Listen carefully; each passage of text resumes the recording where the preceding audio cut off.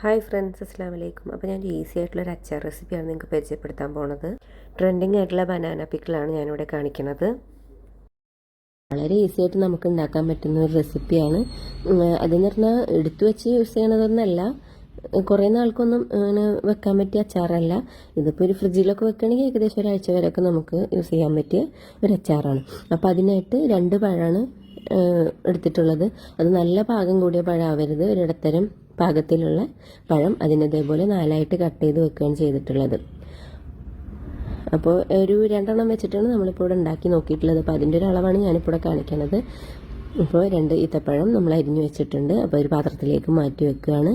പിന്നെ ഞാൻ അതിൻ്റെ കൂടെ ഒരു ഐറ്റം കൂടെ ചേർത്ത് നോക്കി, ഒന്ന് ട്രൈ ചെയ്ത് നോക്കിയതാണ്. എങ്ങനെ ഉണ്ടാവും എന്ന് അറിയില്ലല്ലോ.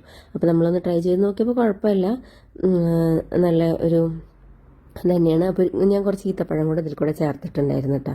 ഒരു ഈത്തപ്പഴം ഒരു 3-4 ഈത്തപ്പഴം കൂടെ. അപ്പോൾ ഒരു ചെറിയൊരു മധുരിപ്പും, ഓൾറെഡി നമ്മുടെ പഴത്തിന് മധുരമുണ്ട്, എന്നാലും നമ്മൾ ഈത്തപ്പഴ അച്ചാറൊക്കെ ഉണ്ടാക്കുമല്ലോ. അപ്പോൾ ഞാൻ അതേപോലെ ഒരു തരി, ഒരു 4 ഈത്തപ്പഴമാണ്, അതും കൂടെ ഇട്ട് കൊടുത്തിട്ടുണ്ട്.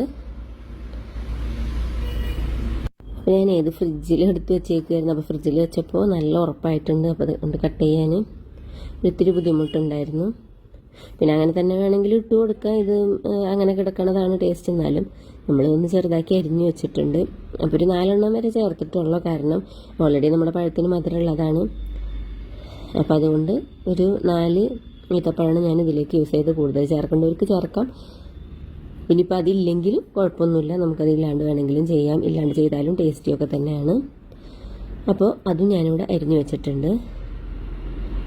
ഇനി നമുക്ക് ഇതിലേക്ക് കുറച്ച് വെളുത്തുള്ളിയാണ് വേണ്ടത്. വെളുത്തുള്ളി അരിയണമെന്നില്ല, ചെറിയ വെളുത്തുള്ളി, കാരണം വലിയ വെളുത്തുള്ളി ആണെങ്കിൽ നമുക്കൊന്ന് സെൻറ്റർ കട്ട് ചെയ്ത് വെക്കാം. പിന്നെ ഇഞ്ചി ഇതിലേക്ക് കുറച്ച് ആഡ് ചെയ്ത് കൊടുക്കുന്നുണ്ട്. ഇഞ്ചി ഇതേപോലെ നമുക്ക് ചെറിയതാക്കിയിട്ട് അരിഞ്ഞു കൊടുക്കാം. പിന്നെ നമ്മൾ അച്ചാറിനൊക്കെ ആക്കണ പോലൊക്കെ തന്നെ ഇപ്പോൾ ചെറുതാക്കി അരിഞ്ഞു കൊടുക്കുന്നുണ്ട്. അപ്പോൾ ഇത് മൊത്തമൊന്നും എടുത്തിട്ടില്ല, ഇന്ന് കുറച്ചാണ് ഞാൻ എടുത്തിട്ടുള്ളൂ. കാരണം 2 നേന്ത്രപ്പഴം നമ്മൾ യൂസ് ചെയ്യണുള്ളൂ. അപ്പോൾ കുറച്ചാണ് എടുത്തിട്ടുള്ളത്. അതും കൂടെ അതേപോലെ ഒന്ന് അരിഞ്ഞു കൊടുക്കുന്നുണ്ട്. അപ്പോൾ വെളുത്തുള്ളി, ഇഞ്ചി, പിന്നെ ഒരു 3 പച്ചമുളകാണ് എടുത്തിട്ടുള്ളത്. അതിങ്ങനെ നീളത്തിൽ ഇങ്ങനെ ഒന്ന് ഇടുക, കീറി ചെറിയ ഇതാക്കിയിട്ട് കട്ട് ചെയ്തിട്ടാണ് ചെയ്യുന്നത്. അപ്പോൾ ഒരു 3 പച്ചമുളക് ഇതേപോലെ നമ്മൾ അരിഞ്ഞു വെച്ച് കൊടുത്തിട്ടുണ്ട്. ഇത്രയും സാധനങ്ങളാണ് ഇതിലേക്ക് ആവശ്യമായിട്ടുള്ളത്. പിന്നെ നമുക്ക് പൊടികൾ ആവശ്യമുണ്ട്. അപ്പോൾ അരിഞ്ഞു വെക്കേണ്ട സാധനങ്ങൾ ഇത്രയേ ഉള്ളൂ. ഇനി നമുക്കൊരു പാൻ വെച്ചിട്ട് അതിലേക്ക് ഓയിലാണെങ്കിൽ ഓയിൽ യൂസ് ചെയ്യാം. ഇനി അച്ചാറിൻ്റെ പോലെ ഓയിൽ യൂസ് ചെയ്യണമെങ്കിൽ ഓയിൽ യൂസ് ചെയ്യാം, അല്ലെങ്കിൽ വെളിച്ചെണ്ണയിലാണെങ്കിൽ അങ്ങനെ ചെയ്യാം, അല്ലെങ്കിൽ പകുതി ഓയിലും കുറച്ച് വെളിച്ചെണ്ണ, അങ്ങനെ വേണമെങ്കിലും ചെയ്യാം. ഞാനിപ്പോൾ വെളിച്ചെണ്ണയിലാണ് ചെയ്തിട്ടുള്ളത്. പിന്നെ ഇത് കുറേ നാൾ സൂക്ഷിച്ച് വെക്കണതൊക്കെ ആണെങ്കിൽ നമുക്ക് ഓയിൽ തന്നെ ചെയ്തെടുക്കാം. ഇതിപ്പോൾ ഇങ്ങനൊരു അങ്ങനെ കുറേ നാൾ വെക്കണമെന്നല്ല, നമുക്ക് അപ്പം തന്നെ കൂട്ടാൻ പറ്റിയതും പിന്നെ ഫ്രിഡ്ജിലൊക്കെ എടുത്ത് വെച്ച് കഴിക്കാൻ പറ്റിയതായിട്ടുള്ളൊരു അച്ചാറാണ്. അപ്പോൾ നമ്മളതിലേക്ക് വെളിച്ചെണ്ണ ഒഴിച്ച് കൊടുത്തിട്ടുണ്ട്. പിന്നെ കടുകിട്ട് പൊട്ടി വരുമ്പോൾ അതിലേക്ക് ഉണക്കമുളക് ആഡ് ചെയ്ത് കൊടുക്കുക. പിന്നെ കറി ലീവ്സ് ആഡ് ചെയ്ത് കൊടുത്തിട്ടുണ്ട്. അതും കൂടെ കഴിഞ്ഞാൽ പിന്നെ നമുക്കതിലേക്ക് അരിഞ്ഞു വെച്ചിട്ടുള്ള ഇഞ്ചി ആഡ് ചെയ്ത് കൊടുക്കാം. ഇഞ്ചി ഇട്ട് കൊടുത്തിട്ട് ഒന്ന് നല്ലപോലെ ഒന്ന് വഴറ്റിയെടുക്കാം.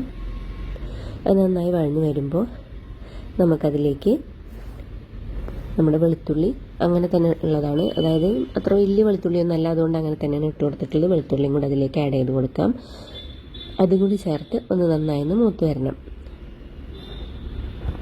അപ്പോൾ അത് നല്ലപോലെ ഒന്ന് മൂത്ത് വരുമ്പോൾ നമുക്കതിലേക്ക് അരിഞ്ഞു വെച്ചിട്ടുള്ള പച്ചമുളകും കൂടെ ആഡ് ചെയ്ത് കൊടുക്കാം.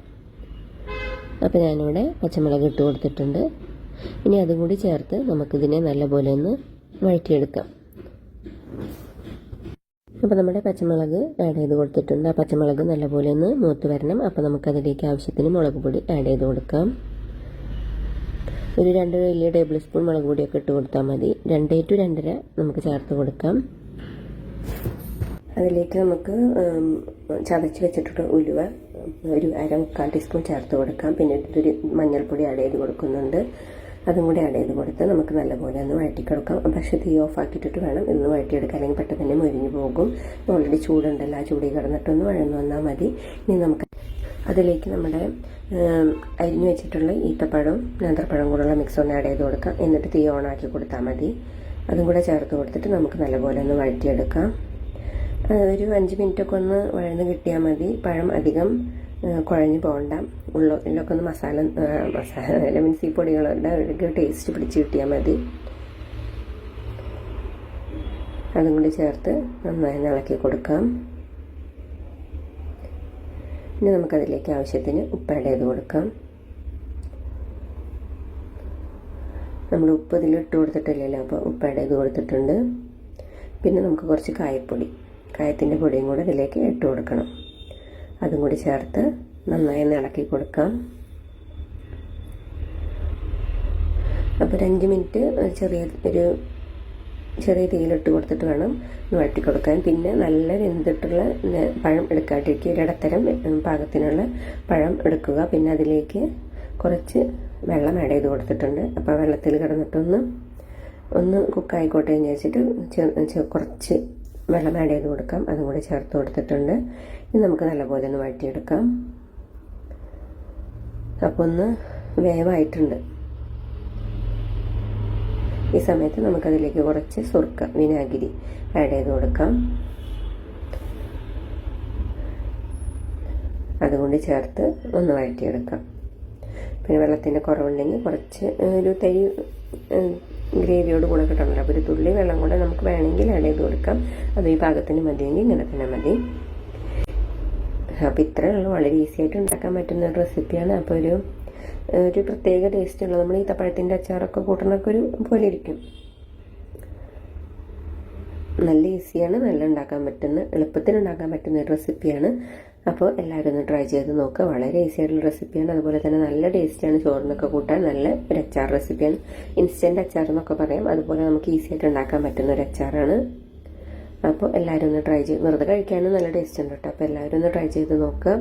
വളരെ ഈസി റെസിപ്പിയാണ്. അതുപോലെ തന്നെ നല്ല ടേസ്റ്റിയാണ്. ഈത്തപ്പഴത്തിൻ്റെയും പഴത്തിൻ്റെ ഒക്കെ ഒരു നല്ലൊരു ഫ്ലേവറിൽ തന്നെ കിട്ടും. Thank you for watching. അസ്സലാമു അലൈക്കും.